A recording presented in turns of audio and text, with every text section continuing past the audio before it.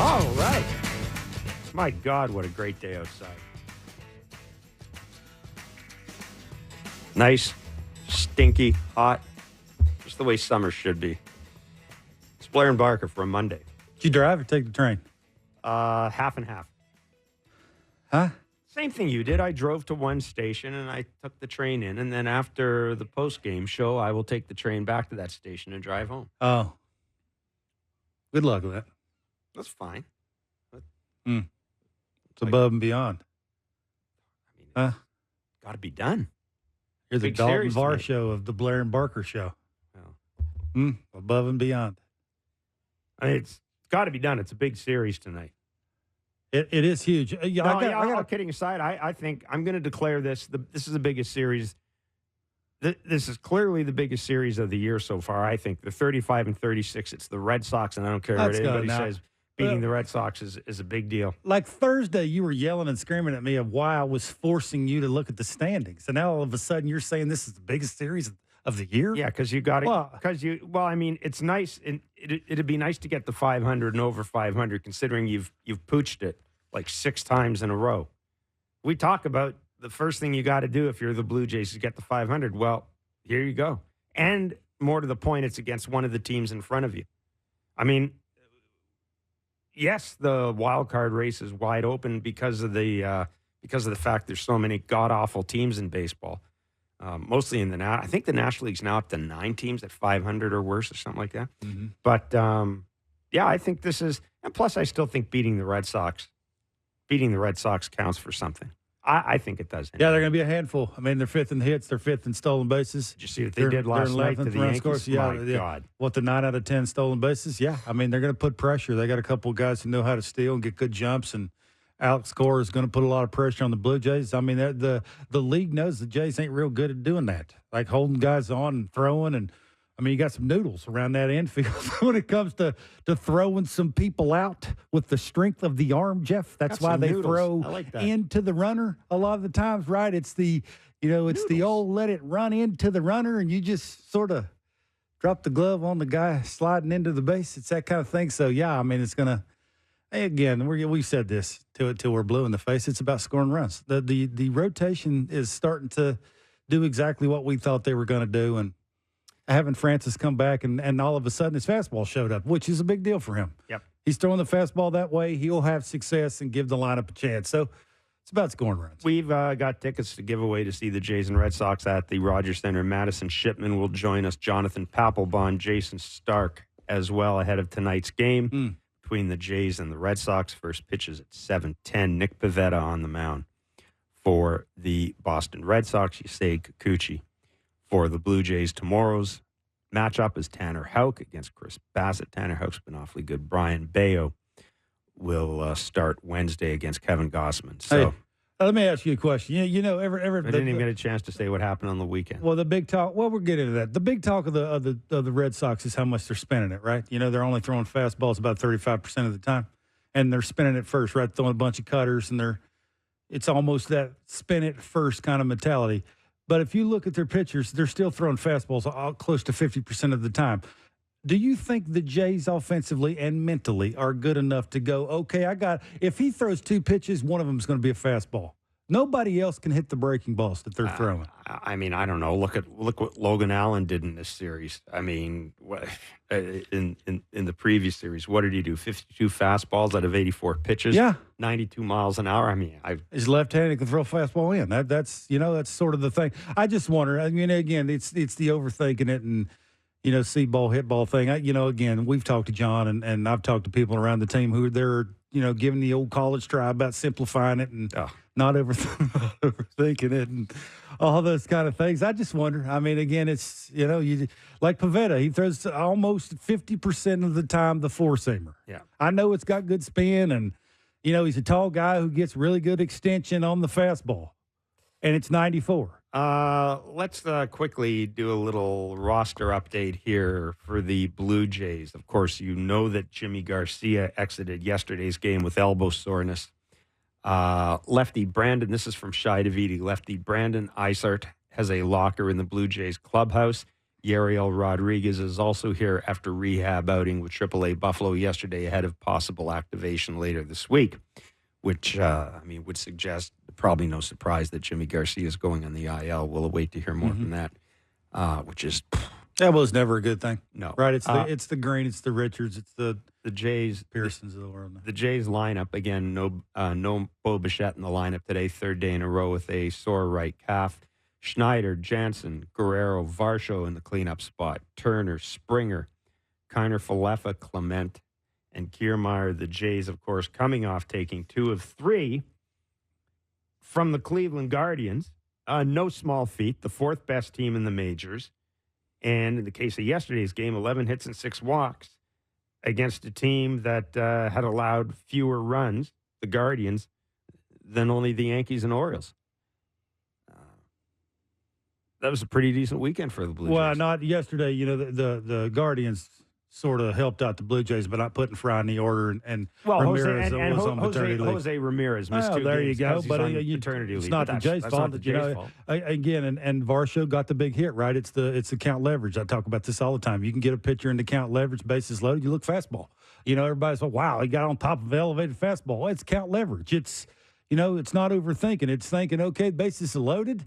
It's a 2-0 count. I'm probably getting a fastball. Get this thing started a little sooner, get my foot down, allow me to have a little bit flatter of a bat plane, catch that thing out front, create a little backspin, and get a little lucky. I mean, that's baseball 101. So that's sort of what you do, right? And Barrios is doing his thing. They came out of the bullpen, and they, for the most part, got it done. And you beat a good team that way. Yeah. And for Dalton Varsho, his 2nd grand slam of the year yesterday. And funny because in the 5th inning the day before, he hit into a double play with the bases loaded. So yeah, for me, he's their only everyday all-star.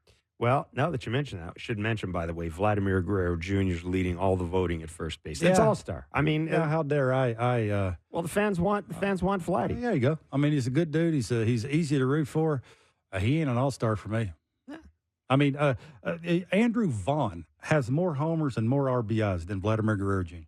These are the all-stars so far: Rutschman, Guerrero, Altuve, Soto, Judge, Tucker, Henderson, Ramirez, and Alvarez. Wow.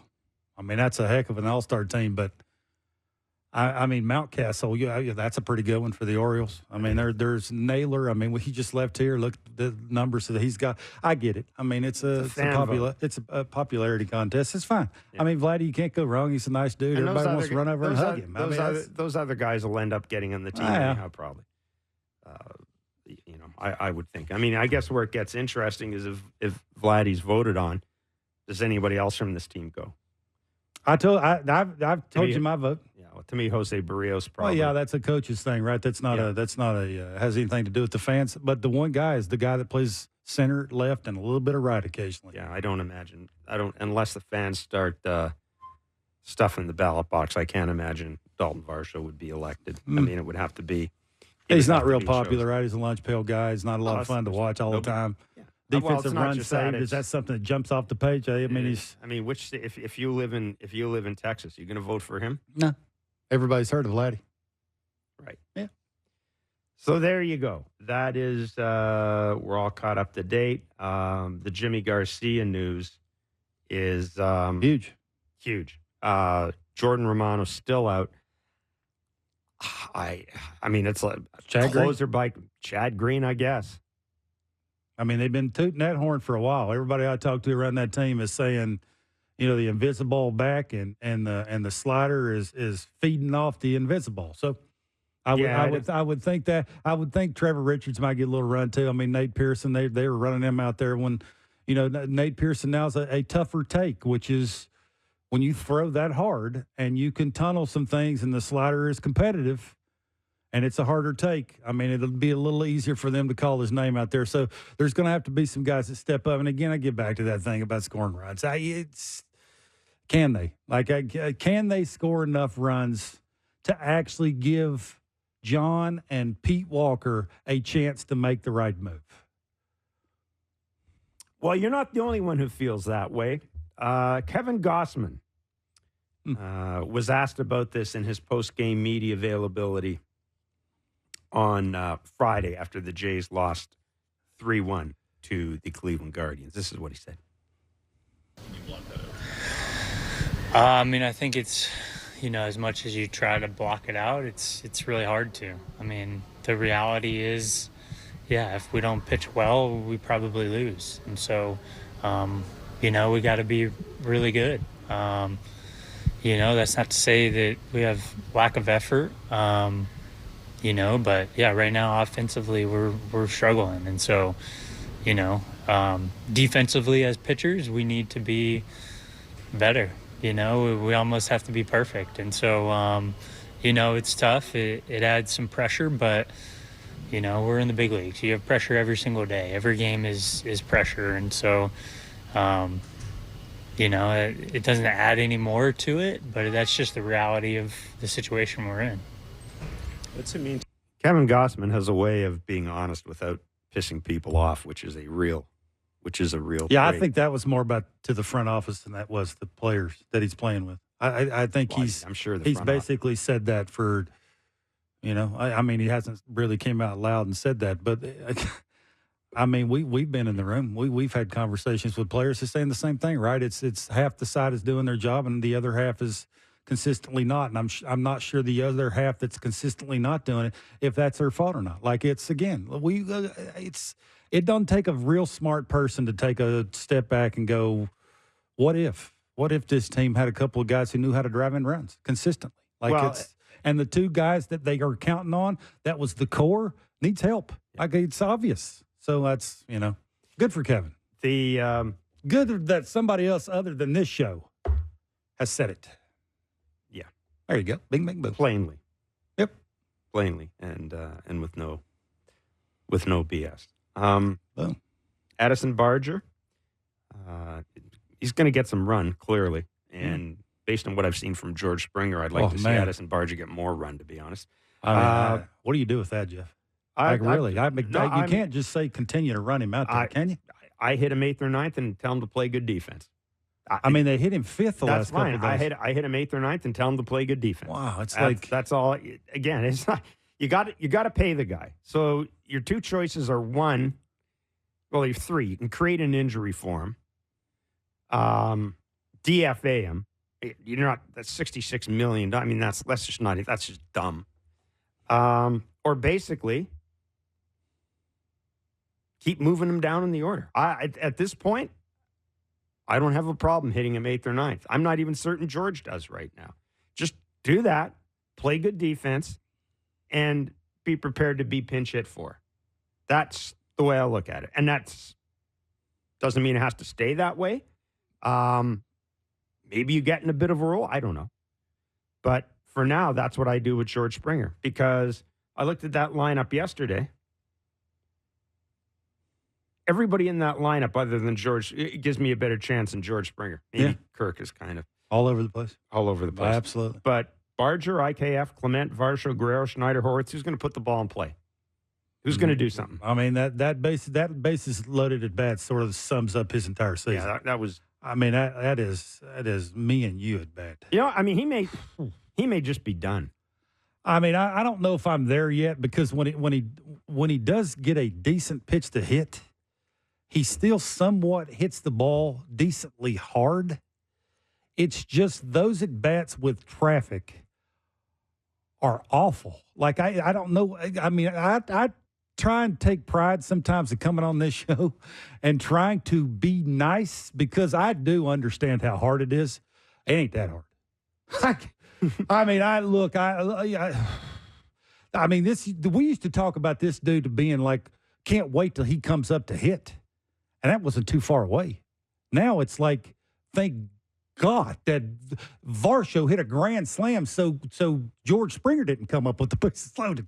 I mean, that was fingers crossed. And you're a fan of the Jays. I know you were thinking the same thing old Kevo was thinking. Thank goodness that Varsho got on top of the 2-0 heater and hit a granny, because the dude on the on-deck circle was about to come up. I mean, I hate to say it that way, but that's just the way it is. So, yeah, I think they've rubber met the road a little. Well, sooner or later, they're going to have to make a decision on how you take care of that and what you do with it because of how the at-bats look. Yeah, they look awful. I got to tell you something. I wonder if there's a split between the front office and the coaching staff and what to do Maybe. with George.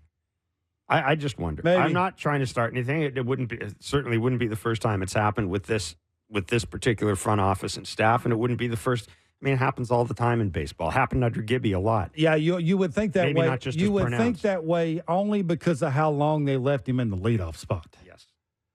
I mean, what you just said there might make a little bit of sense, but man, if it is getting a 500 and above 500, can you roll him out there in the fight? Where's he hitting today?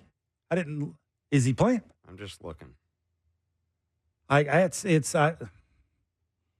You somewhat root for him, but man alive, like there's got to be one of those times where, dude, you're making $25 million, have a better at bat. Like you look defeated before you get to the plate because you know there's traffic on the bases and you know you haven't had a good season when it comes to that. He is hitting 6th. I mean, some would say it's not far down enough. I mean, with Bo not playing, Turner's in there? Turner's in there, yes. Okay. Schneider, Jansen, Guerrero, Varsho, Turner, Springer, IKF, Clement, Kevin Kiermaier. I mean, Ernie, look at Ernie. Man, that Ernie is just, it's quiet, it's quick. I mean, we continue to say you need a home run, swing as hard as you can. I don't know who's saying, who is that something that the hitting coaches for the Blue Jays are trying to sell to a play? Like, that's not how you hit homers. I don't know. I thought it was funny that Shai had a story on Saturday about how before the game, the Buffalo guys, Buffalo boys, whatever you want to call them, were out with Matt Haig using the velocity machine and the spin. And yeah, my first thought was, is this unusual? That would seem to me to be a good thing to do. It's rare that you would see a veteran guy who's been around a long time, unless it's just falling off a cliff, do things like that. Like I think that's some. Well, I got news. There's some veterans who've fallen off the cliff. Yeah. I'm sure they have their own routines, and they have a routine that's worked in the past, and it isn't working now. You know, it's. I mean, that's a handful of guys. The other guys are doing their thing. IKF's doing his thing, and Turner. I think knows what he needs to do. It's just right now, it's not doing it. So, what'd you make of Addison Barger from what we've seen so far? Yeah, I mean, I think you make a decent pitch, you can get him out. I think this is what, if he goes up and looks middle down, middle up, he'll have success. I mean, he's got good enough bat-to-ball skills. His swing is short enough. It's not a big giant. I mean, I know it looks that way with his finish, but he's young and frisky. That's what young and frisky looks like. Like, trying to be a big leaguer forever now. Like, that's what it's supposed to look like. But his swing is A to B enough that if he can look middle down, middle up, things will tend to work out. If it's outside of that, that's when, the leg kick will have to be down a little bit more on time and the rotation of the hips have to be a little bit more on point. But he's got enough bat speed and, again, I think he plays decent enough defense in the positions they're going to put him in, other than, I think, left field. I think they probably should stay away from there. But the other places that they would like left field in his first game. Yeah, and that's the way it's supposed to look when that's your first. That's the way it looked when I chucked the ball up when old Gibby came up to me and said, "Yeah, the last day of the season, you ever played right?" Absolutely not. Well, you're getting there today. So and I chucked the ball up the backstop. That's the way it's supposed to look. So, offensively, they're going to ride with the guys they got, and hopefully it works out for them. I pull for guys that are trying to make it as big leaguers. Yeah, listen, I mean, I hate to say it, but give me Addison Barger going up there trying to hit a fastball compared to an older guy outthinking himself. Now, it is results-oriented here. Again, it's just it's not always about the optics and the way his finish looks. And, he's a swelled-up kind of guy. You got it. This is the big leagues. You got to hit. Like, we're past the hard hit percentage and oohing and ahhing every time somebody lines out at 109. Nobody cares anymore, He's driven in runs. That's the point. It's performance-driven. You drive in runs, you play. You'll stay in the big leagues. There's opportunity here for these guys. You want to call them whatever you want to call them. The Buffalo 4, look, they perform. They're going to stay in the big leagues, and I think that's as cut and dry as it needs to be. You walk into your locker every single day, if I go 2 for 3, I'll be playing tomorrow. Tomorrow I'll give you a competitive bat and I have a sac fly, I'll be playing the next day. That's the way baseball should be, in my mind. I do want to make mention of Saturday's game, the 5-0 win, for a variety of reasons. First of all, Kevin, you touched on this. First of all, again, Trevor Richards. Where would they be without him? I mean, he might be the most important guy other than Barrios on the team. I would not argue. He does everything. To this point, they should pay I him would not argue. right now.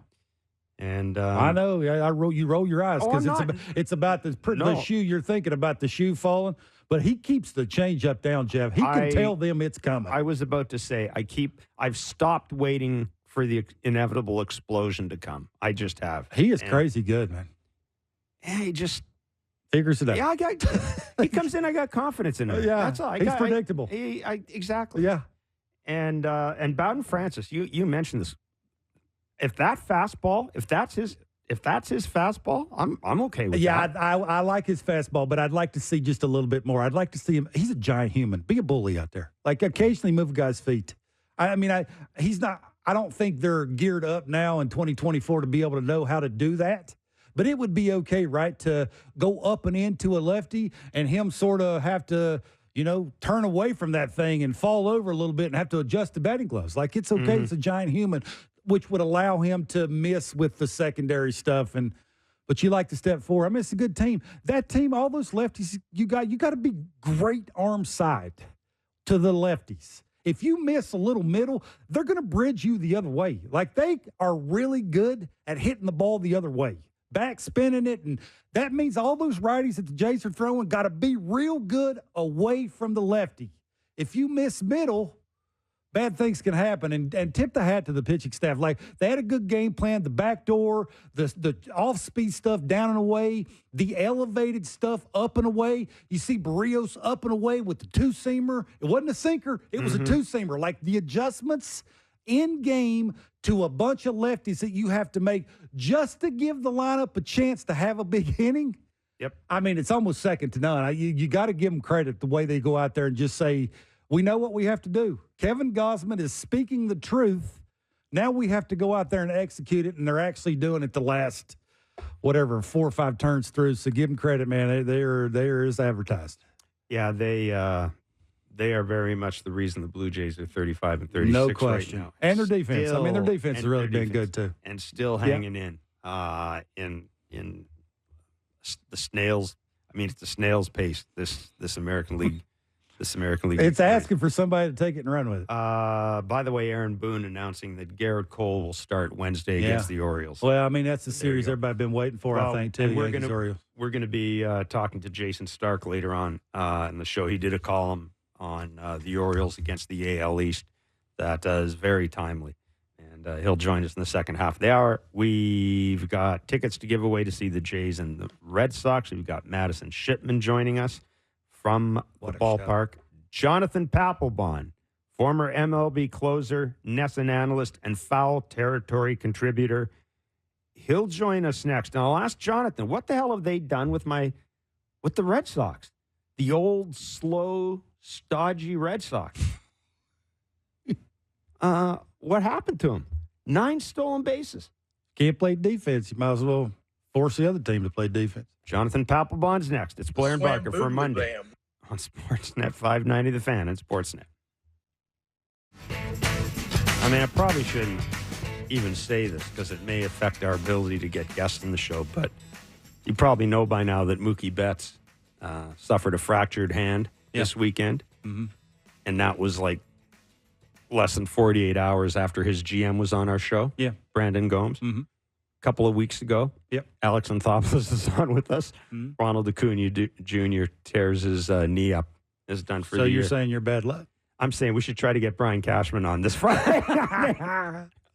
No, we don't want anybody to get hurt. No, God, no. No, absolutely Hell not. No, not at all. But, I want to watch Judge and Soto. Anyhow, I just thought that was kind of. I thought that was kind I don't have that much power, Jeff. No, it's one of those things that happens.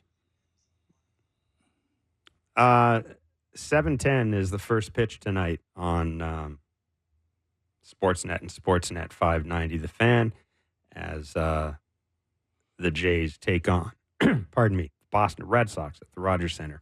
Jonathan Papelbon is a former MLB closer, World Series champion, NESN analyst, foul territory contributor. Busy. He's everything to everybody. Yes. Wow. I don't know about that now. Well, I'll tell you what, by the way, you had the tweet of the weekend, that little altercation that we saw in the Nationals dugout when you said, fellas, I'm going to paraphrase, but you basically said, fellas, take it from experience, take it down to the tunnel. I thought that was, I mean, that made me laugh. Hey, Jonathan, what the hell have they done with our Red Sox? I mean, I'm used to kind of an older, stodgy Red Sox team. 9 stolen bases? What the hell's happening? Yeah, well, I'll tell you what happened. What's happened is they had a guy by the name of Trevino behind the plate, and Alex Cora is one of the ultimates at finding a weakness on a team, and they exposed him. I mean, they flat out exposed him, and now every team that they play from here on out, guess what they're going to do? The same thing that the Red Sox did when they beat the Yankees in that series. So, to me, as I look towards this season as it progresses, the Yankees are starting to have more problems than expected here. Yeah, I think so too. Well, look, whenever you look at the Red Sox and you look at the pitching staff, and I'm used to seeing guys throw as hard as they can, and like you go out and here it is, see if you can hit it, and all of a sudden now it's kind of like we're going cutters, we're spinning it. I think I saw they're throwing the four-seamer like 35% of the time, which is the smallest amount in baseball. I would think why. My first question is, why would they do that? And secondly, how do you get a pitching staff as a whole to buy into something like that? I would assume that's not very easy on your arm. So how do you get them to buy into that? Yeah, well, first off, it starts in spring training to get them to buy in. Okay, and it's a team philosophy that the Red Sox have, taken over with Andrew Bailey as the pitching coach now, and it's really it gets kind of sideways a little bit because it's really not let's don't throw fastballs. We're never going to throw fastballs. It's let's throw quality fastballs when the fastball is called or when you want to throw a fastball. And their whole philosophy is that, breaking balls and off-speed pitches when they're thrown don't get hit as hard as a fastball just simply because of the velocity coming in. But it works differently for every pitcher. Now, Nick Pivetta is going to go out there, and he's going to have his fastball command. He's going to have to sink and cut and stuff like that, or else he will not be effective. Now, guys in the bullpen have the more ability to come in and throw breaking balls and off-speed pitches more. But it's an overall philosophy that, obviously when the years I was there is totally flipped with, myself and Kurt Schilling. A lot of the guys were all fastball dominant guys. Mm-hmm. But I think that the league now has almost adopted this type of pitching. And you just don't see very many fastballs anymore out of these pitchers. And I don't really understand it, but I'm willing to try to learn about it and learn these philosophies. But that's just their philosophy, and I'm not sure what the Jays' philosophy and their pitching philosophy is, but I think they might need to tweak a couple things themselves. Mm-hmm. Jonathan, why the cutter? Why does the cutter in 2024 make sense? Well, to me, everybody's sitting hard. All these guys now are throwing so hard, and they're throwing maximum velocity out of everything. And I think that these hitters are so geared up for 100. And when you're geared up for 100, it's kind of like you got to sit one thing or another. Now, guys these days, to me, in my opinion, are all guess hitters. And what I mean by that, it's not see ball, hit ball. It's not 0-2. I'm talking the majority now. Mm-hmm. It's not, I'm in an 0-2 count. Let me spread out a little bit. Let me shorten my swing up a little bit, put something in play. That doesn't exist anymore. And I just think that, it's like a new toy, man. A kid gets a new toy, and, he plays with it for a week and then throws it away. That's kind of the way I feel like the cutter has become the last couple of years, I don't know how much longer it can sustain everybody throwing all these cutters, but to me, the cutter is different nowadays. When I was in the big leagues, to me, there was only one true actual cutter, and Mariano threw that. And the reason why he threw a true cutter is because literally his index finger was longer than his middle finger, and it was just natural. That's the way the ball came off his hand. There was no manipulation to his pitches and when he threw the cutter.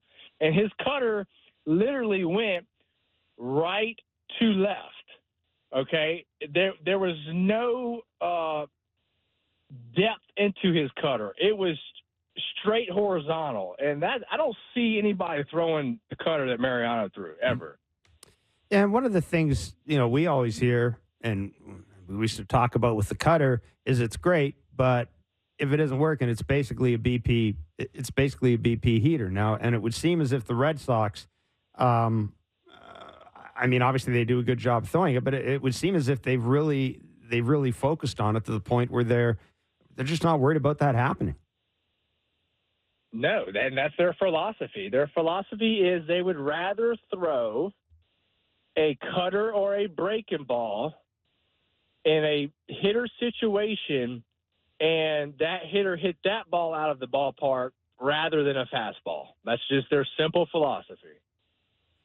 How are they going to I don't know how that's going to play up in the series coming up with the Jays. You know what I mean? Because to me, I had not watched the Jays a lot. I try to keep in touch with them because we talk a little bit. But to me, the Blue Jays lineup is struggling, and in order for them to be able to get off of this, I would assume, hey, like if I'm facing the Boston Red Sox, why would I not just sit cutter the entire at bat?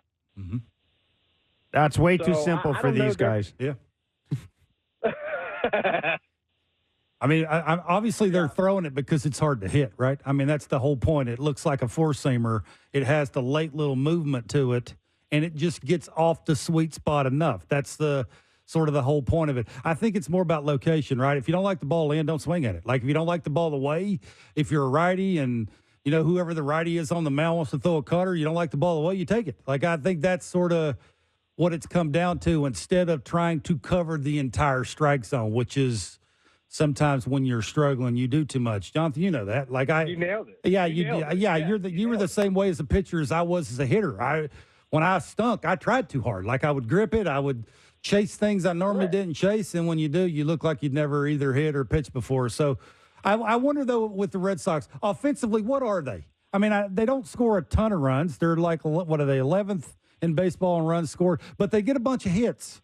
So what are they offensively? What they are. Offensively, they're like the flies on my back porch when I'm starting to barbecue and I put some food out there. They swarm, man. That's what they do. They're little gnats. Like they're not going to overpower you. They're going to play station to station ball. They're going to play the Alex Cora. We got to play defense. We got to make sure we hit our cutoffs. It's small ball.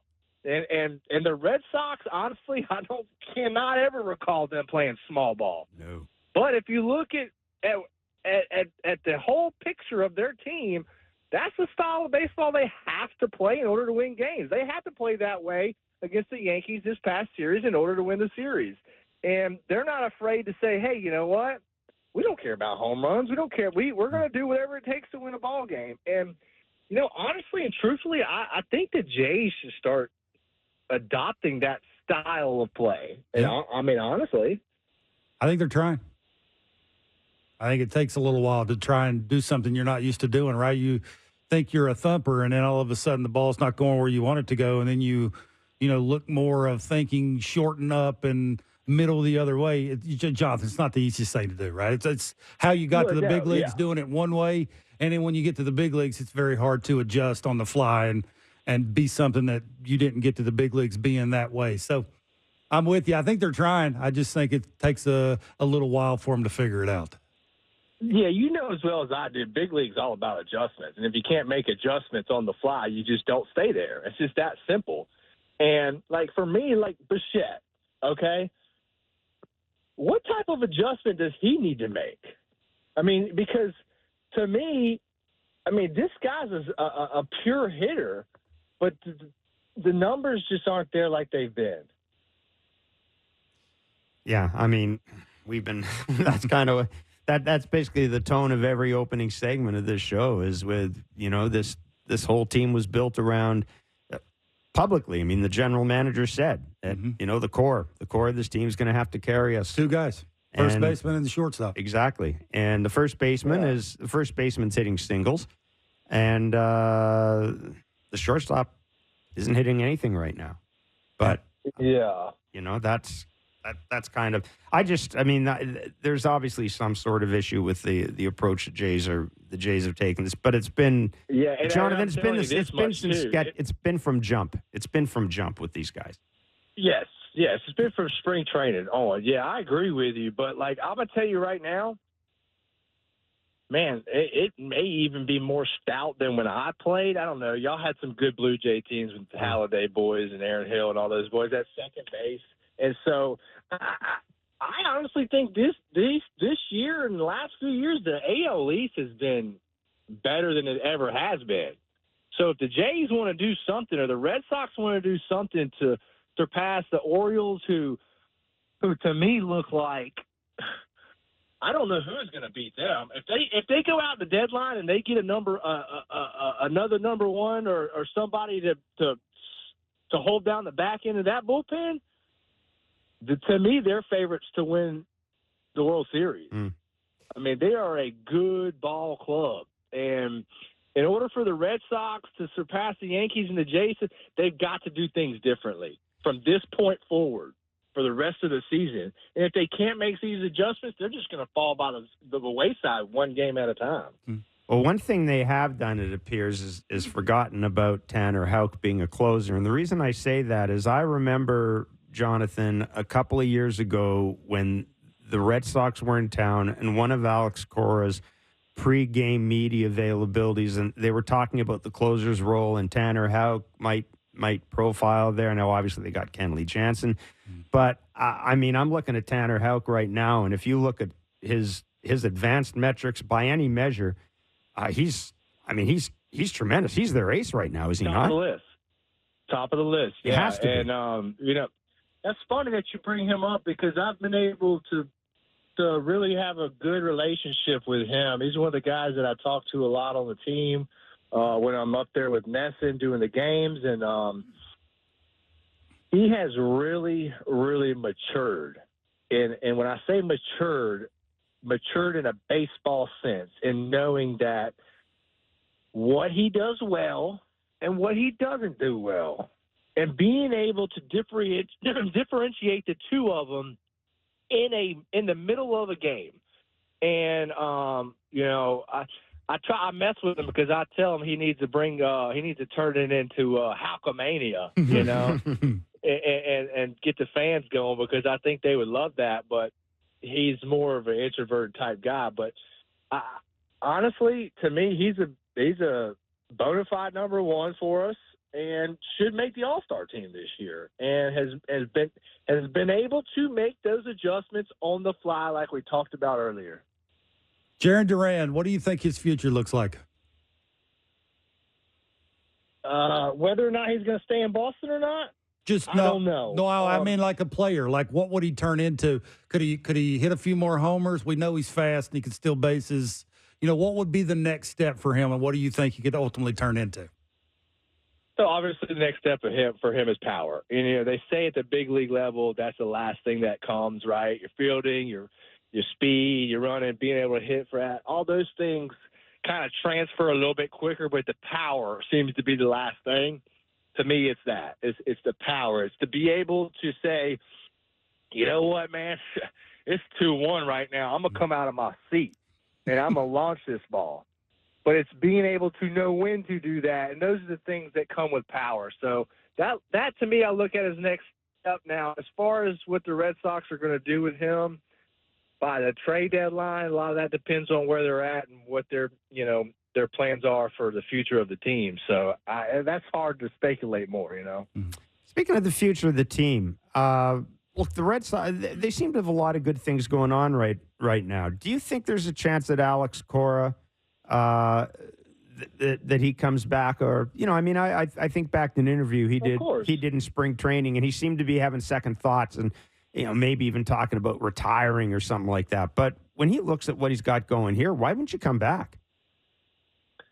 Man, AC ain't retiring. I don't want to hear nothing about that. He ain't retiring. This guy has got baseball in his blood. He lives and dies. He's not retired. He's going to be in baseball in one sense or the other. He's a free agent after this year. He's going to command a lot of money.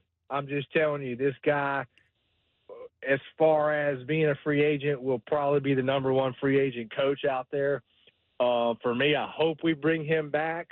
But then again, in order to get him back, I think we need to help him out and go out and purchase a few more players in the offseason to get him back. I think the Red Sox are going to have to say, hey, look, this is what we did. We went and spent X, Y, and Z. Now we're going to spend money on you. We want you. That all has to happen for him to come back to Boston, I believe. Could be wrong, but that's my sense of it. And to me, you have Trevor Story out. You've got Vaughn Grisham out. You've got Casas out. Those are the three players that the Red Sox tried to build their season around this year. Mm-hmm. And they were all gone for not the year, but Casas broken rib. That you don't come back from that. Trevor Story's done for the year, and Vaughn Grisham's got hamstrings, which are hard to come back from. So you got your three number one guys out. Now, if you do that on any other ball club, you take a Soto and a Judge out in New York. You take they're sucking right now, but a Vladimir Bichette out. You stand no chance. And the fact that these guys are still in it is mind-boggling to me. I would have never, after those guys went down, and that has a lot to do with Alex Cora and the way he finds little tiny things within the game and his players to create an edge to go win a ball game.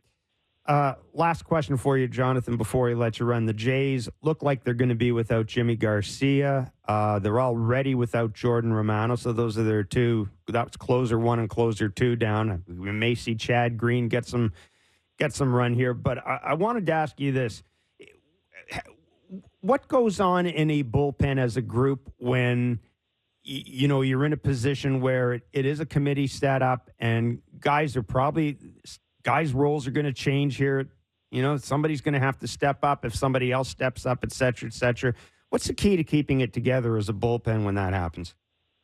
Yeah, so I think the key is that obviously the bullpen as themselves as a one unit need to get together.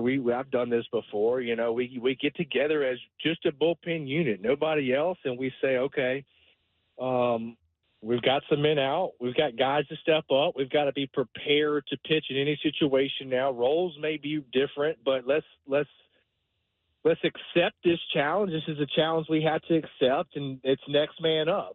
No, we can't complain about this or whatever, and it's next man up. And, hey, guys, guess what?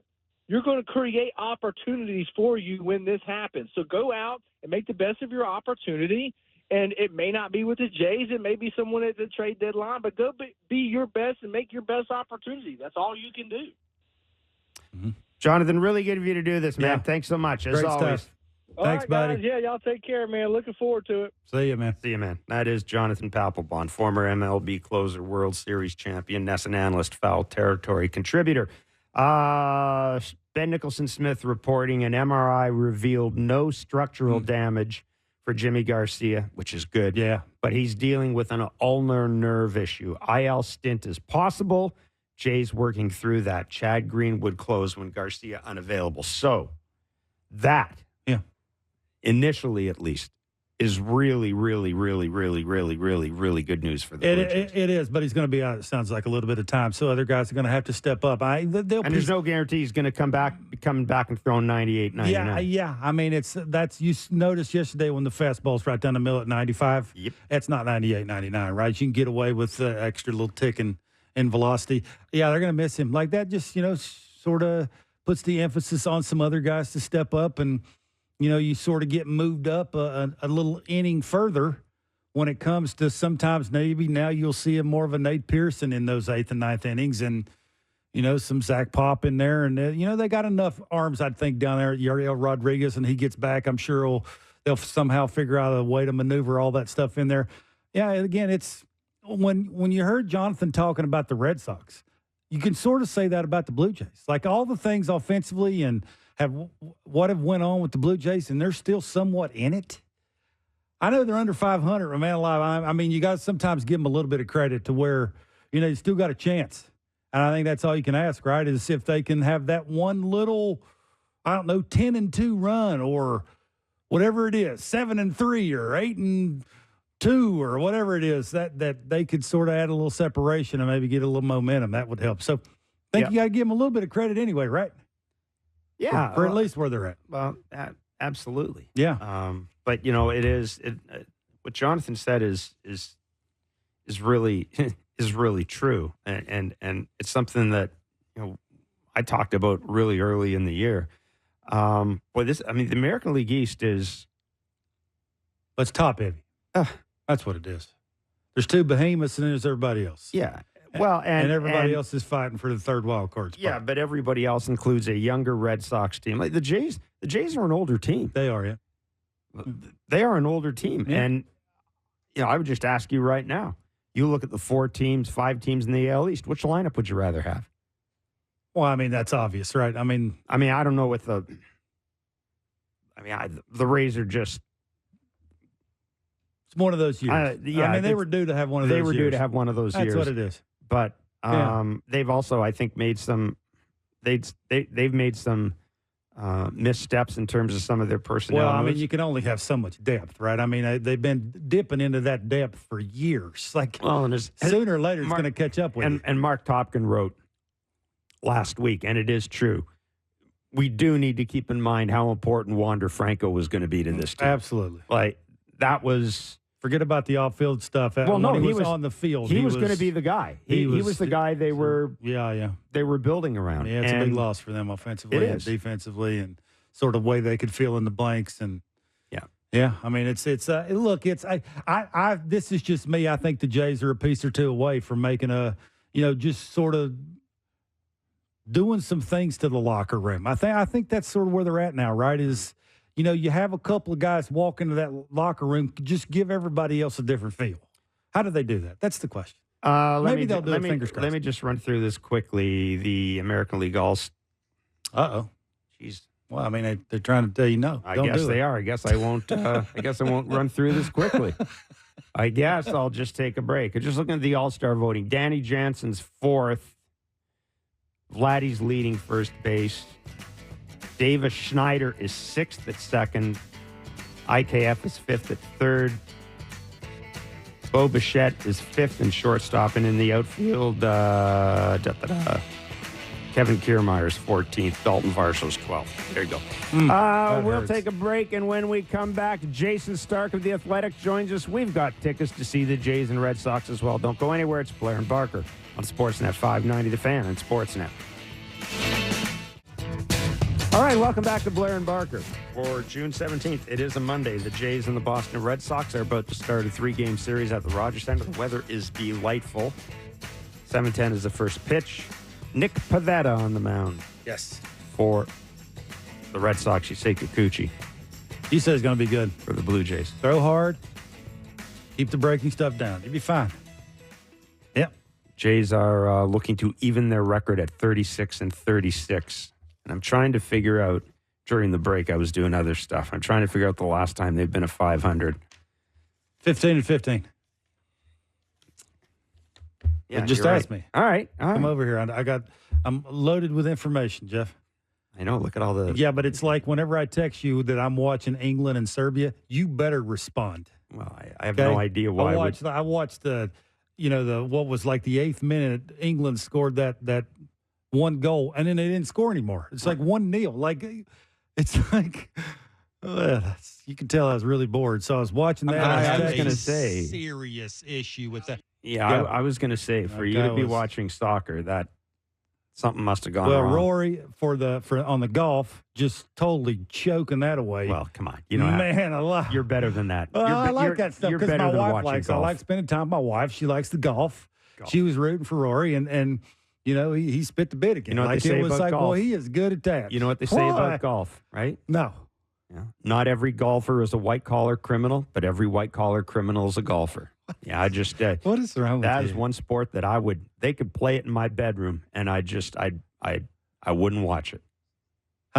Sorry, man, got no interest in golf. It's don't Sundays. make enough money to golf. Sundays you watch. You don't watch Thursday, Friday, Saturday. You watch Sunday. I can find other stuff to do instead.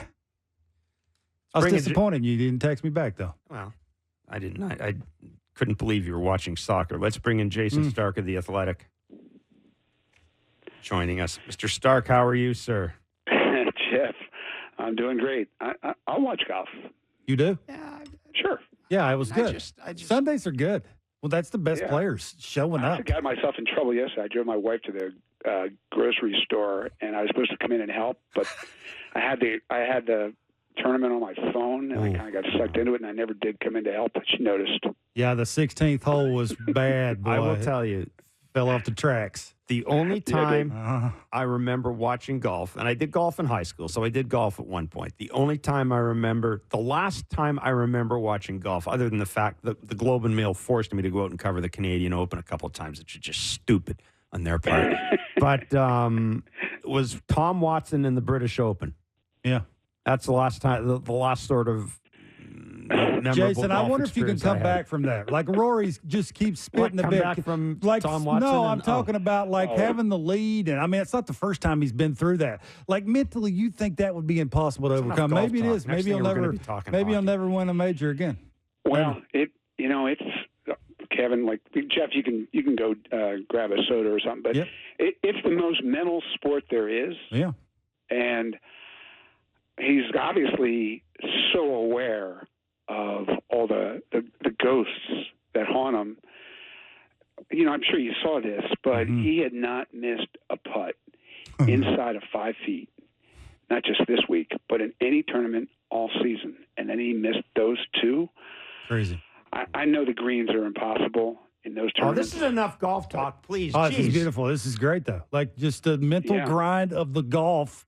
It's a very individual sport, Jace. That's why I like watching the Sunday. The first 3 days is boring. Sunday is where it's at, and just watching that, because this is sort of like hitting, Jason. Like, you can relate to that. It's me against you. Sort of that pitcher is the golf ball, and you're standing there trying to figure it out. It's not the easiest of things. So if you can see Jeff's face right now, it's tremendous. Yeah, the only difference is the golf ball doesn't move. I know, right? It's really moving right now. I know.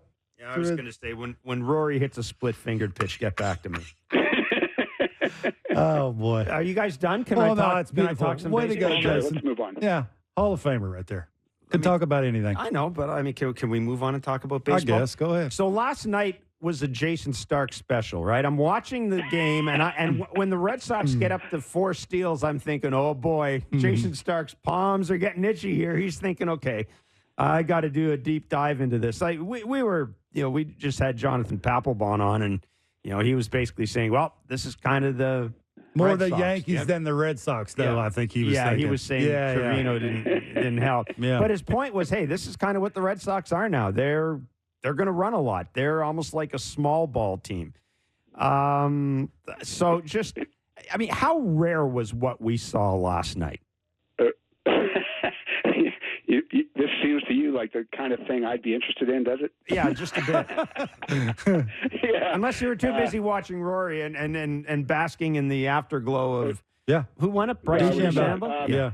Okay, so when do you think the last time was that the Yankees allowed 9 stolen bases in a game? Never. I can give you a hint. You want one? Never. Ty Cobb stole 4 of them that day. Oh, wow. So Okay. 1915. oh yeah, never. So basically, Right? And the Red Sox had never stolen 9 bases in any game. The last time they stole 8, Ted Williams stole 1 of them. Wow. So that was 1940. And here's my favorite thing that I looked up today. How long ago does 2021 seem? Not that long, right? no. In the second half of that season, the Red Sox stole how many bases? 9. 9 bases in the entire second half. That was in almost 2,700 plate appearances. And then last night, they stole 9 in one game. I can't wrap my brain around that. They are the Red Sox. Yes. Well, you're That's thinking. what Jonathan Papelbon Yeah. said. You know, he said, hey, they're a small ball team. He said, I never thought I'd see the day, but he said, I think they're kind of a small ball team now. Well, let me ask you this. I mean, we've all watched the Red Sox a lot. Mm-hmm.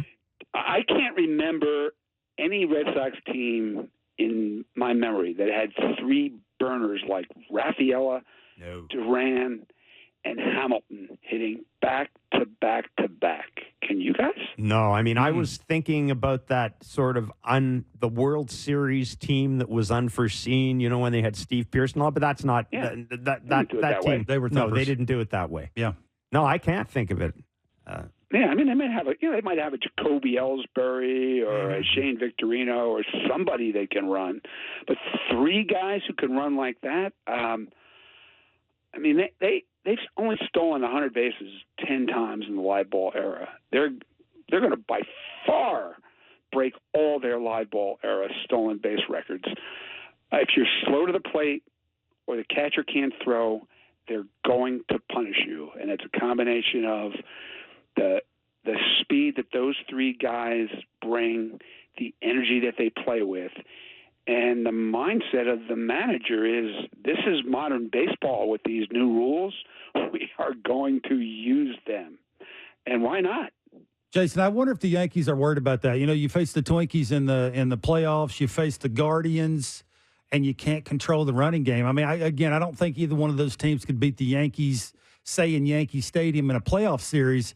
But, boy, by running like that, you could sure make it close, right? You could make that an issue. You think that's an issue? Brian Cashman is all of a sudden now going, something else I got to go out and fix. You know, isn't it amazing that we hadn't seen this before? I mean, the Yankees were pretty league average in throwing out base stealers before, but either this makes Jose Trevino unplayable, and I doubt that, or the Red Sox just sent a signal to the rest of the sport that this is how you attack the Yankees. Now, when heel pitches, when Cole pitches, nobody's on base anyway. Yeah.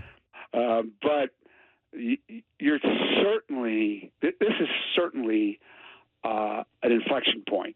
Do you have any doubt about that? How can it not be? No doubt whatsoever. No, and I mean, this sets the stage, I would say, deliciously for that series against the Orioles coming up. And, you know, your article in the Orioles and the run they're on in the AL East, you know, it just, I mean, the only run I was aware they were on was that one with Adley Rutschman where he'd never lost a series or something like that. They hadn't been swept. They hadn't been in swept. any series.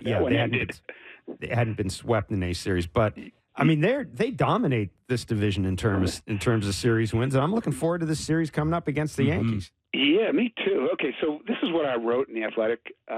They're now up to 21 series in a row against the other AL East teams without losing any. I should ask you, do you know what the Jays' longest streak is this season? Series in a row against the AL East without losing any? 0. They made it to 2 once. Oh, okay. But here's the thing. That's not unusual. I looked at the 98 Yankees, the 2018 Red Sox. Those were super teams, correct? They were two of the greatest teams of the last quarter century. They didn't get past 5 series in a row.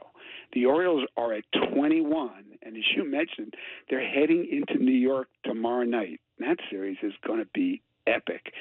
So I asked Stats to take a look at this. I found 4 other teams since division play that that went through 21 in a row against their division without losing any.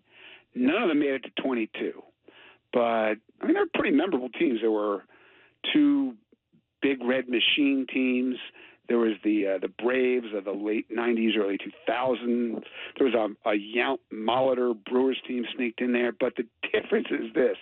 Those four teams did that against divisions that were a combined 179 games under 500 in that period. The Orioles did it against the AL freaking East. And when the rest of the AL East hasn't had to play the Orioles over the last 2 years, there are 119 games over 500, right? So how special is that team? I think I answered that question. Jason, how come I don't want to give the Orioles the title of the best team in the American League? Say they win the series against the Yankees, and even with Garrett Cole on Wednesday, and say they win that series, why would I still not be on the side of the Orioles being the top team in the American League, passing the Yankees? I still would have a tough time saying that. Those two teams are really tough to separate. Yeah. I mean, the Yankees with Cole are a different animal. Of course, the thing to remember is that they're going to face huge innings challenges with Luis Gil. So he does enable them to turn the dial back a little bit on Gil now that he's back. But if he's back and he's Garrett Cole and he's going to be fine, there's no lingering health stuff that crops back up like with Kyle Bradish. I think the Yankees with Cole are better. The Orioles just have some pitching questions now. With Bradish going down, their bullpen's got some question marks. The team on the field is just scintillating, man. They are so charismatic and so much fun to watch. But they're going to have to address pitching at the deadline for me to say they're better than the Yankees. Yep.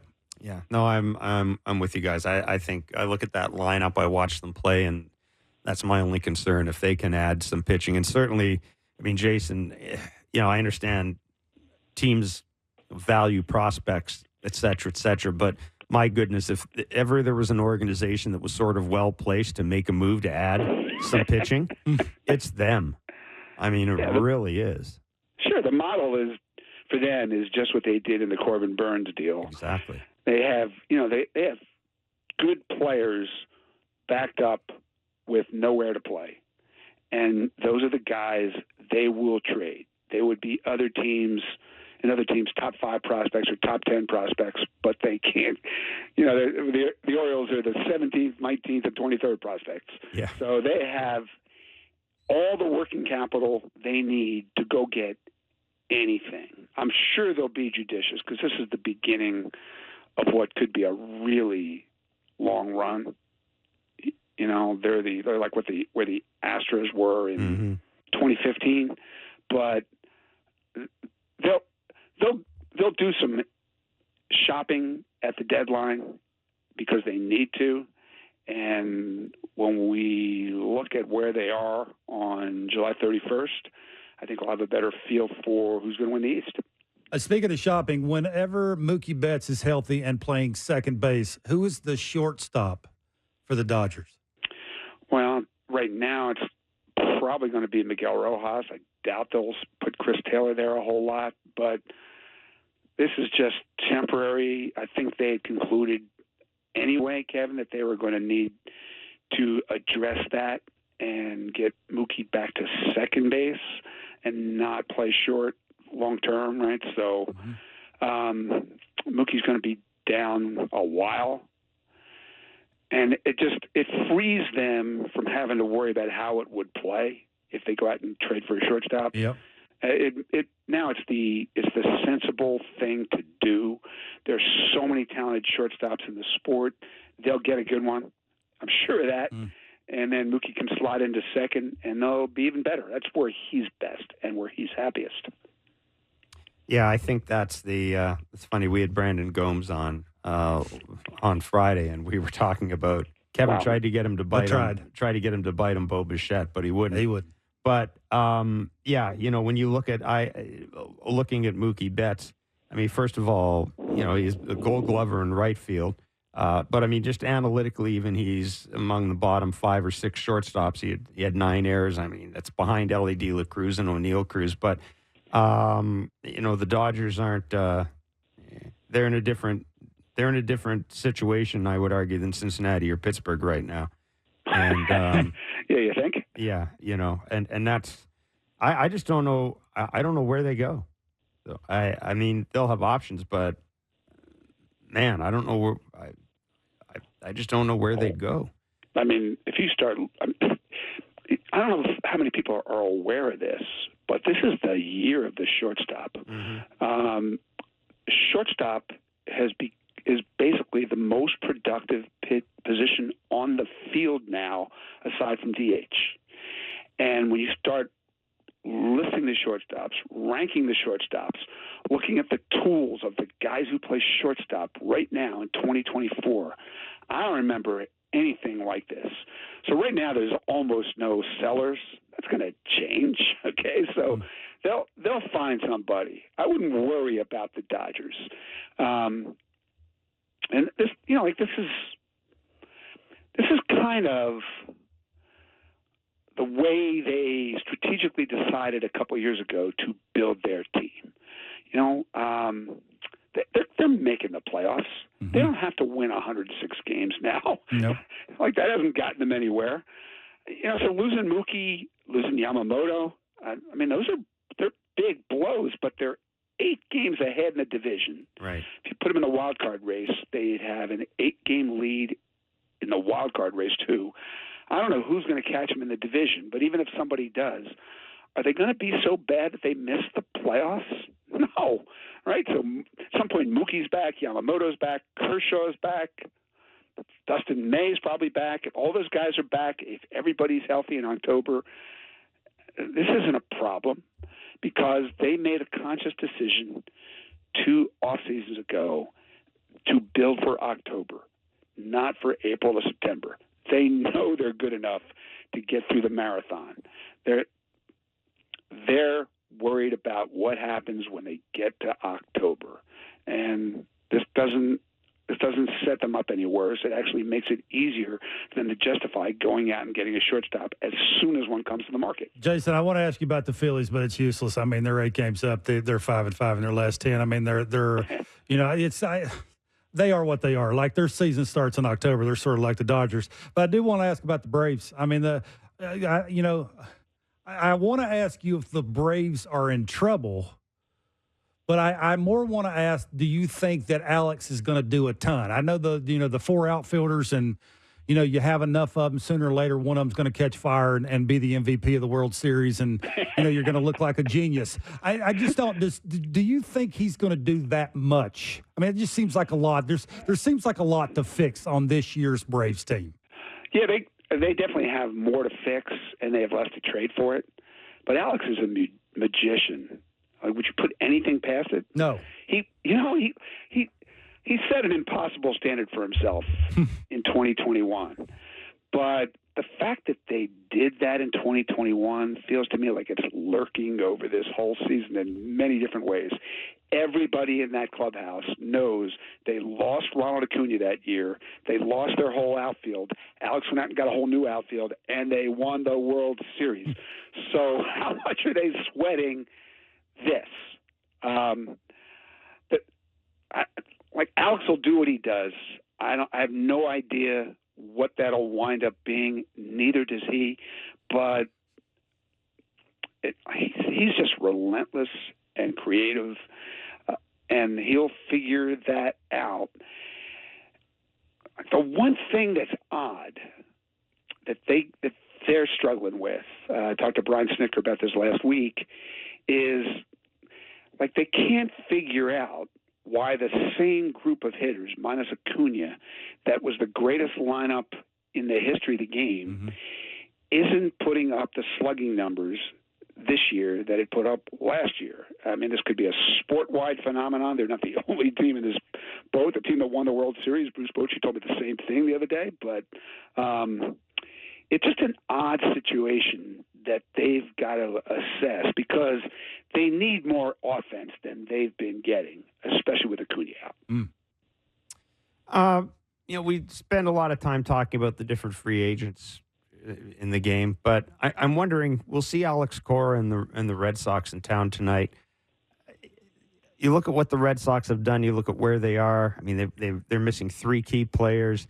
It just seems like there's a nut of a really young team here that could be really exciting. Do you think Alex hangs around in Boston, or do you think he maybe tests the water elsewhere and maybe steps back for a year? Because I think he did an interview, a media availability just before the start of spring training, Jason, and he sounded very much like a guy that was kind of considering those things. Yeah, I think the Craig Counsell escape hatch scenario is definitely in play with him. That doesn't mean it happens. They're the Red Sox. If he wants to get paid like one of the best managers in the game, which is what he is, I'm pretty sure they can afford it. Okay.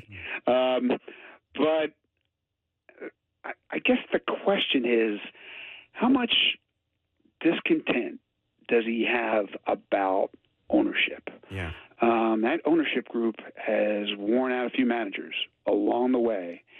And the fact that it's gotten this far tells you it's crossed his mind. I just don't know how to answer the question because I think there's a lot that he loves about being there. I do think he has a lot of say over front office decisions now that most managers don't have in modern baseball. That's got to be attractive. Craig Breslow is going to include him. So he does have that, but they're going to have to pay him, and they're going to have to spell out for him how the club is going to be run moving forward, because it's just been odd. Jason, really good of you to do Great this, stuff. man. Thanks so much, as always. Always a pleasure, my friends. You're the best, buddy. Take Thanks. care. Jason Stark of The Athletic. Man. Enjoyed the golf chat between No, you Jason didn't. You and lied. Kevin. You lied. See, I like the competition. I like the way golf. I'm not a huge golf person. My wife tries to get me to go golfing all the time. I'm atrocious at it. She's really good at it, and I'm not. But I like watching that part of it, like just that heat of the moment. That one, I just love. It's like still that on about golf? Yeah, it's like the baseball thing. I think that's sort of like me and you. It's me against you sort of kind of thing, and that golf thing's no different. I mean, you obviously have that competition level of, that. They don't even carry their own clubs. So what? They're the one that has to hit the ball. Give me a break. Don't even carry their own That's clubs. why you pay somebody lots of money to carry them for you. We've been giving you the chance to win Blue Jays tickets all season long here. I'm just moving on here on Blair and Barker. All you have to do is Because you're text not the good at correct talking answer about to our golf, daily right? baseball trivia Or question to competition. 590-590. Our last trivia question was, former Blue Jays and Red Sox manager John Farrell reportedly suffered a dislocated jaw while trying to restrain which Blue Jays relief pitcher from going after an umpire during the 2011 season? The answer was John Roch. Roach, whatever, anyhow. R-A-U-C-H, John Rock. Today's question is to win tickets to see... No, I didn't either. Today's question is to win tickets to see Jays-Red Sox at Rogers Center on June 19th, which is Wednesday. This is a good one. This outfielder, who played for both Toronto and Boston in the 1990s, is probably best known to Blue Jays fans for being a key figure on the 1992 Braves in the World Series. Name him. Again, this outfielder, who played for both Toronto and Boston in the 1990s, is probably best known to Blue Jays fans for being a key figure on the 1992 Braves in the World Series. A hint, he also played for the Montreal Expos. I'm throwing that in. Name him. Text the answer to 590-590 for your shot to win. See rules at sportsnet.ca/590. Madison Shipman is our Blue Jays Central analyst. She's also our radio analyst for the Red Sox series. She'll join us next from the Rogers Center.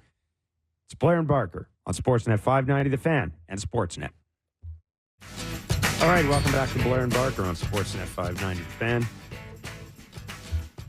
We are an hour and a half, a little more than an hour and a half away from first pitch at the Rogers Center. The Jays opening a 3-game series against the Boston Red Sox. The lineup is Schneider, Jansen, Guerrero, Varsho, Turner, Springer, IKF, Clement, Kiermaier, Yusei Kikuchi on the mound. Let's bring in Madison Shipman. She is Blue Jays Central Analyst on Sportsnet, and she's also the radio analyst for us on this particular series. Madison, how you doing? I am doing great. How are you guys doing? We're doing well. I'm trying to figure out why no Horwitz and no Barger against Nick Pivetta. Did the skipper have any reason behind that? Yeah, John Schneider kind of alluded to the fact that they're going to go with the guys that have a little bit more experience up against Nick Pivetta, and some of the guys have some pretty good numbers against him in the past, and so that's why he's decided to go with the lineup that he did today. It is interesting, though. I feel like really for the past 3 games, we've seen different lineups. I know 2 games ago, finally, when the offense started to get going and going into that game 2, I expected to see the combination of Schneider, Horwitz, Barger, and Clement all in the lineup at the same time, especially since Bo Bichette was not going to be playing a couple of games ago. But then we finally saw the lineup I expected to see in Game 2. We finally saw it in Game 3, and they put up a 7 spot. And now in the Game 1 here against the Red Sox, we're seeing a completely different lineup. So hoping that the Blue Jays can continue to carry on with the offense that they've been able to get the past couple of games, even with this lineup, with a little bit more veteran presence up to top to bottom. Madison, with Barger, do you see anything different offensively, mechanically, mindset-wise? Have you talked to him? Have you heard anything differently? His swing looks a little bit different. Looks like he's not overthinking it. What have you seen?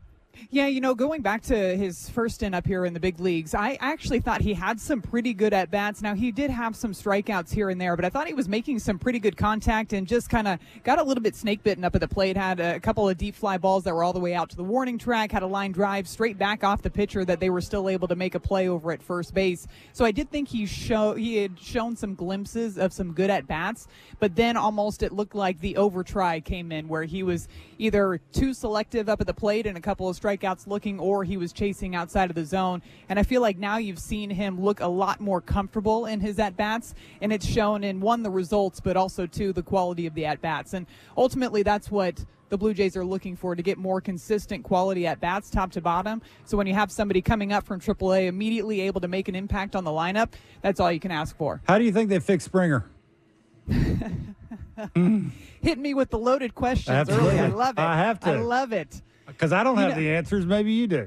I think that if he had the answers too, I think we'd be seeing different That's numbers a fair too. point. Absolutely. And my hard-hitting analysis here is going to be that hitting is hard, and there's no doubt that they're trying to figure out whatever it's going to take, whether it's in an approach or maybe it's a mechanical tweak. You've even seen guys, even on this Red Sox team, kind of play around with a bit of that toe tap. I know a couple of players on the Blue Jays have gone to the toe tap, maybe to keep them a bit more behind the baseball.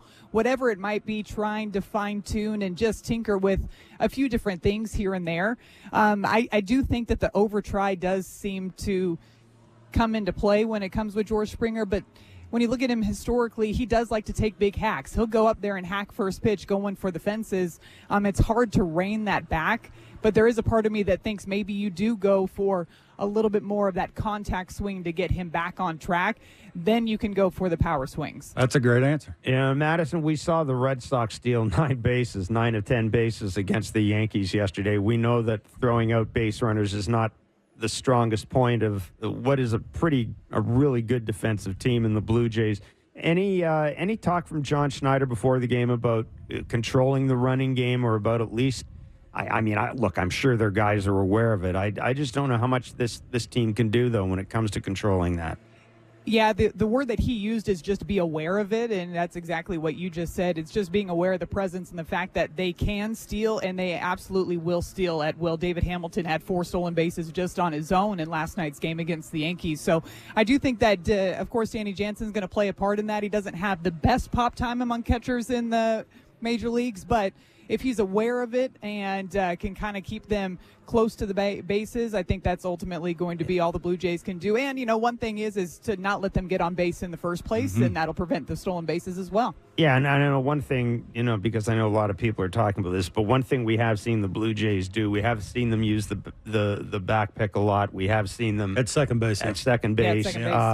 Almost as, okay, we can't necessarily control the base runner first to second, but once a guy is on second, we can at least do some things. I think, we had Jonathan Papelbon on, and I've covered a lot of baseball, and I can't remember the last time, obviously, the Red Sox 9 steals, that doesn't happen for a long time. But, man, I can't remember a Red Sox team that was this athletic and lived and died basically on athleticism.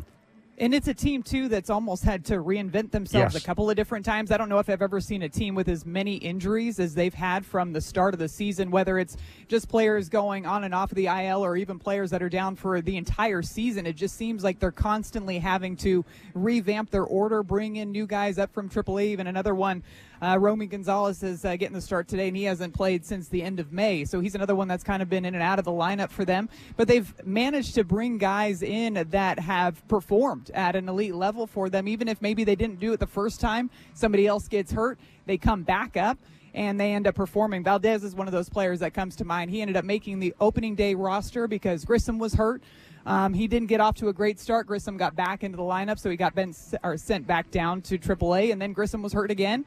So Valdez comes back up, and he's been hitting well over 300 for the entire month of June. So they have some different players in their order that have been able to step up along with the athleticism. I do think it brings almost a spark of energy when you know that somebody gets on base that can steal bases at will, and that's something that they've been able to capitalize on. Madison, I hate to talk about the locker room because, me, you, Jeff, the people that cover this team are rarely in the locker room when it matters, right? So I really hate to talk about that part of it. But when a really good pitcher like Kevin Gausman comes out and says that basically if one side of the ball is not getting it done, we're probably not going to win a game. I wonder how that resonates throughout the entire locker room. Obviously, there's some good offensive players, right? Some guys that have been around a while. Those are only the way Kevin can say it. He wasn't poking at the bear or pointing fingers, but, he said a lot without saying a lot, right? And I just wonder, in your mind, how much do you think that sort of, brings to light probably on the offensive side that maybe they need to have some fewer better at-bats and start helping out a pitching staff that, quite frankly, is the reason why they're a game under 500. Honestly, I think he did it in a really respectful way, and I don't think he said anything that the players aren't fully aware of, too. But just the fact that he came out and said something about it, I want to say Chris Bassett might have came out and said something similar to it the day prior. Obviously, that's something that the pitchers on this team are talking about because they literally have to be perfect when the offense isn't producing, and that's a lot of pressure to put on not just your starting pitchers, but also the back end of the rotation, the bullpen. All of those guys have to go out there almost with the weight of the world on their shoulders, knowing that they have to be perfect every single pitch. But I do think that it can fire up the offense on the flip side too, and maybe just try to do something different. I feel like there's been so many games that we've watched this year where we see the same at bat over and over again, whether it's getting jammed up on 91-mile-an-hour fastballs or weak flyouts or chasing outside of the zone. So ultimately, the message that I took from that is that the pitchers are just hoping to see something different, maybe just more aggressive at-bats, those quality at-bats, even a long at-bat where you see a lot of foul balls down the line, just something competitive ultimately I think can go a long way for the pitchers, just knowing, hey, we are trying whatever we can do to have your back and try to produce runs, and maybe that manifests as some more stolen bases or some small ball or just being aggressive in certain areas.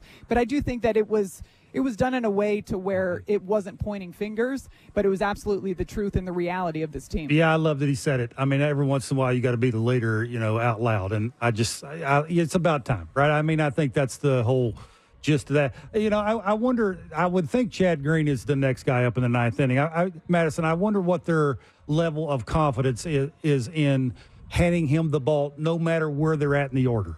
What do you think? Yeah, I definitely think it's Chad Green, just the way that he's performed so well for this team this year. And I really think there's a lot of guys that are in that bullpen that have stepped up, but he's the one that I would circle to go ahead and step up in that closer role, I would say, because when Jordan Romano went down, of course, Yimi Garcia was off to an amazing start this year, so he stepped into that role. But then after Yimi Garcia exiting the game last night, you need somebody else, and to me, that person is Chad Green. Madison, really good of you to Great join stuff. us today. So much. We really appreciate your time. Yeah. Awesome. Thank you. Guys for having me. Thanks. Have a See good ya. call tonight. That's Madison Shipman. She will be alongside Ben Schulman for the Red Sox series. And a reminder that Blair and Barker will be doing Blue Jays talk following the game tonight. So I checked because the explanation John Schneider gave for why Barger and Spencer Horwitz aren't in the lineup is because of the veteran records against Pivetta. George Springer is 10 for 27 with 2 doubles and a home run, 370. Justin Turner is 3 for 6 with a home run, obviously 500. That's, I'm looking at Bo. Bo's 10 for 31. Vladdy's 7 for 31. Bo obviously not available today. I mean, man, is this 6 at bats? Is that enough for you to Yeah, I think it's to make track that record. decision? I think he's a veteran guy. They feel more comfortable with not swinging at Pavetta's pitch that he wants to get you out with. And Wow. Okay. I mean, look, how's that surprise you? I mean, I don't- well, because the team that doesn't, the team's won 2 games in a row, and I defy anybody to tell me that the best Jays lineup right now has both Justin Turner and George Springer. And I mean, what is this? Are we scared we're going to hurt Spencer Horwitz's development by having to face I mean, Nick Pivetta? that's a fair point. Addison Barger? What's Addison Barger up here for? What are we overwhelmed by Nick? I mean, Nick Pivetta. I don't want to take anything away from him. 3 and 4, 388. He's a veteran pitcher. Yeah. But come on. I mean, he's not going to win the Cy Young this year. And I mean, again, it's I don't know. I hate second guessing the lineup, But you're doing it. because again, I know, despite what Jays fans think, I guarantee you John Schneider doesn't wake up in the morning How can I screw this up? and throw darts at the He's not dartboard. doing that. I mean, he did exactly. And they know their hitters. They know their hitters more better than anybody Well, else. we've seen those 2 hitters lately, I think, to your point, which is, Horowitz, you would think right now would give you a little bit better at bat than those 2 guys. Kevin, I've won 2 games. I've Barger, won won 2 games in look, which he's been leading off. Look, I mean, Barger, I think right now it is. You play him when you play. It's not a must that he has to be in the lineup every single wouldn't day. you rather Horowitz see is kind him? of like that. Wouldn't you rather see Barger than George Springer? Yes or no? Wouldn't you rather see Barger than who gives you a better chance to win a game right now? Coming up to the plate. Who gives you a better chance? I mean, there's a few other guys I'd rather see than Springer right now. But, the harsh reality of this whole thing is right now Springer's one of your guys. And whether we like to hear that or we like to see George Springer coming up with the bases loaded, nobody out or not. I mean, maybe he's going to. This is the way it is. Maybe he has. Maybe comes through tonight. I just maybe find they're it, thinking that the find it track odd. record, because, hitting is a bunch of confidence. Yeah, but and right 6 now he didn't have a ton of that. Is 6 at bats a track record? That's Turner. 3 for 6. I mean, that's 500. That's a pretty big sample size and a 2 for homer. 6. Yeah. Well, you said 3 I'm for sorry, 6. 3 for 6. I'm looking at Danny Jansen. Yeah. That's a game. That's a game and a half. Well, I mean, that's Maybe not what 3 Barger's got, and that's, I mean, they're looking for power numbers and changing it by the bloop and the bomb. But Fed ain't going to give up a bunch of hits. He's striking out some guys. So, the curveballs that he's got and the spin on the 4-seamer. Maybe I'm searching. Yeah, I think. But I will say this though, I'm going to correct myself here in some ways, based on what we have seen from the Red Sox. I probably want to max my defense, so I will give them Springer in right field. I probably want to max my defense. You're seeing their best defensive outfield tonight, right? You're seeing Kiermaier, Varsho, and Springer. So, okay. It's the best in baseball, you could argue. Yeah. Yeah. So, okay, I'm going to throw that out there. I'm going to throw that out there as a possibility, I guess. But, man, I don't know. I mean, I think they got their best defense on the field, period. I mean, Schneider and Horowitz at second base, you can flip a coin, like potato. It's which one do you feel like has the better bat path to match up against whatever that is? One's lefty, one's righty. Like you know that. You're begging. Yeah, I mean, this is what you do in June with an offense that, is spotty. Like this is sort of, and who am I to judge? You're Kevin Barker. Well, we'll judge after the game. Of course. And if it works out, we'll forget the last 10 minutes even happened. It's the beauty of seeing it play out live in front of you.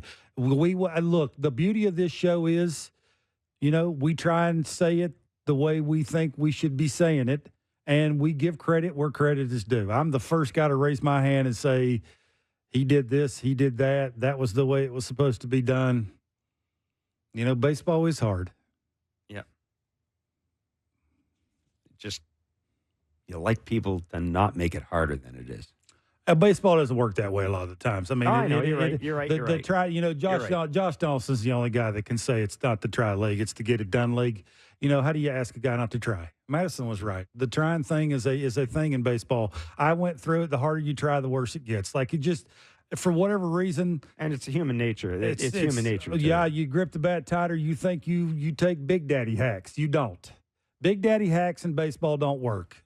Anybody that tells you that is lying. Has never done it at the highest level. You got to be short and quick to the ball. If you're not, they're going to eat your lunch.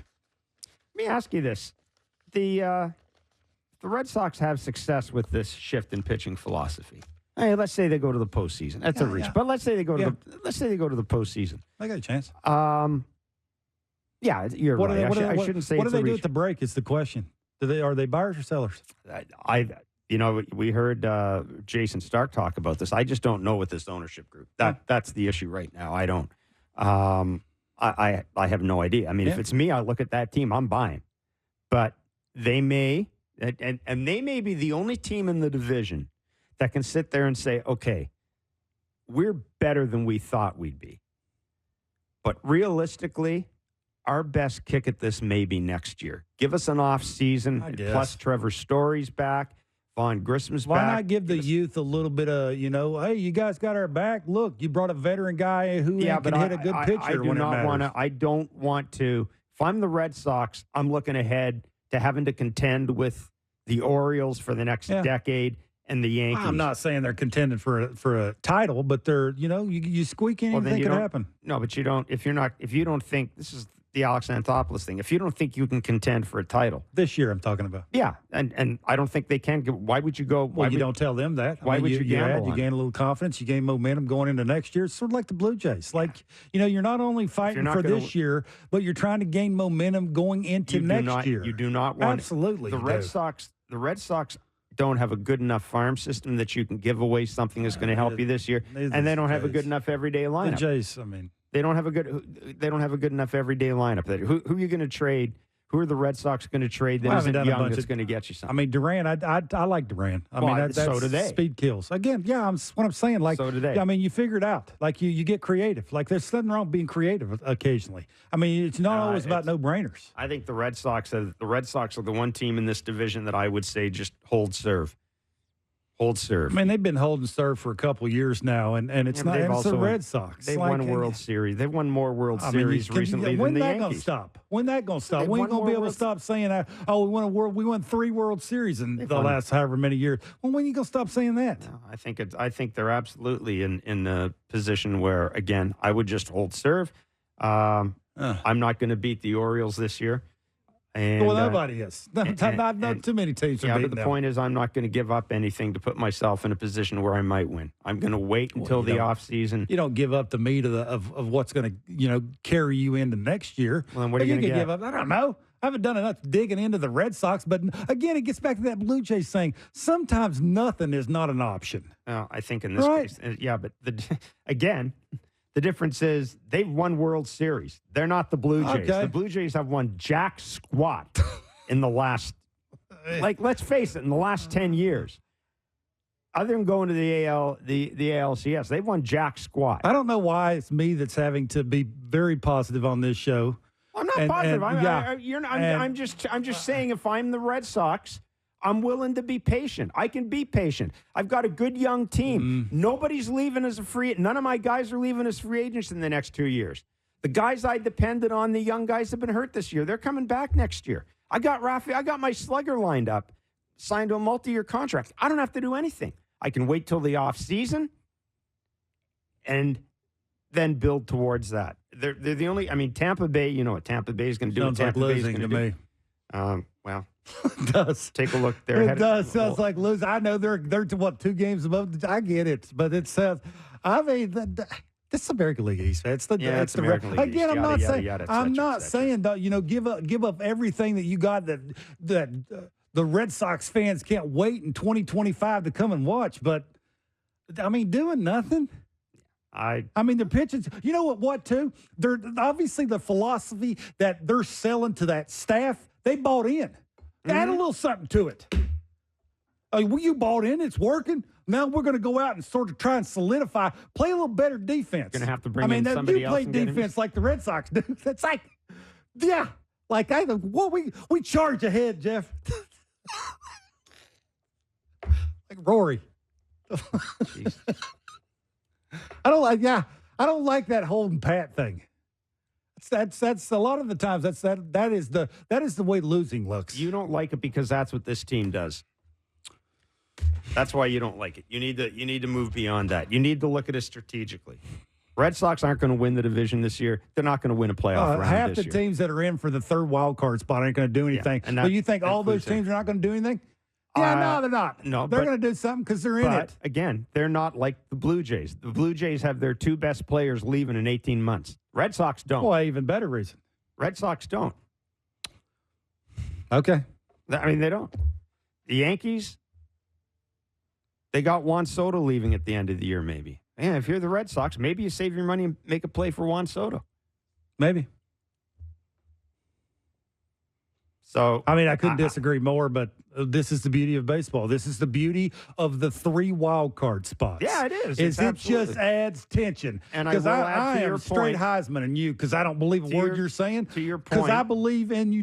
When you got a little chance and a little momentum of a staff thinking something, and then you got speed running all over the place, I don't know.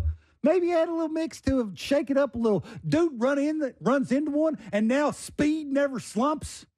I don't know. I'm not saying you win the thing, but maybe you run into the playoffs. You might get beat in the playoffs, but at least you're running into it. And now 2025 Red Sox fans are like, whoa. And now Jays fans are going, uh-oh, look at the Red Sox. The one thing you're saying that does make sense, the only thing you're saying that does make sense, the only thing you're saying that's made sense in the last 5 minutes, to be quite honest, is that they do need to win some fans back in Boston. I don't know if you've seen any Red Sox. There were more Yankees fans than Red Sox fans there this weekend.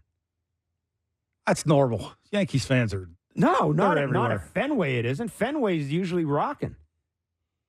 I mean, how do you know that exactly? They're all writing articles about it. The last time Fenway Park was a visiting park for the Red Sox. I mean, they've got to win some fans. You think the front office for the Red Sox or the ownership cares about there's more Yankees fans than Red Sox fans? No, but I think their attendance is down. Their season tickets are down. Yeah, I think they're probably even aware more of that. Reason to hit the ground running, Jeff. It is just like perfect form. You can do it. 7:07 is the first pitch tonight. This is tiring. It's because I'm right and you're wrong. How's it feel? 7:07 is the first pitch tonight. Huh? Boo! Drop that mic if I had one. Yeah. We'll be along after the game doing Blue Jays talk. Unless I don't feel like it. Well, I can do it myself. Try to be right tonight. That's normal. It's normal. All right. That's it for us. We'll be around after the game, probably back tomorrow as well. Can't see any reason why they wouldn't have us back, given the high-quality argument we just had. Had a great night.